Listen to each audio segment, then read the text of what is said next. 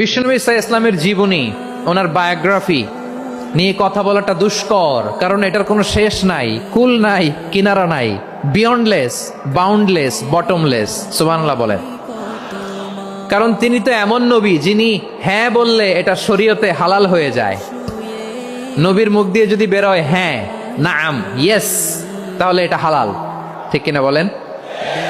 এ নবীর মুখ দিয়ে যদি না বের হয় যে না, নো, তাহলে এটা শরীয়তে হারাম হয়ে যায়।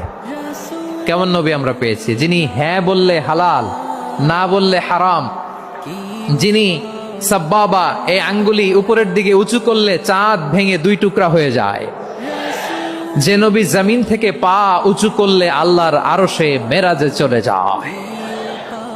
এমন নবীর উম্মত আমরা হয়েছি। যে নবীকে বাদ দিলে কোরআন বোঝা যায় না, কারণ এ নবীর উপরই কোরআন নাজিল করেছে কে? এ নবীকে বাদ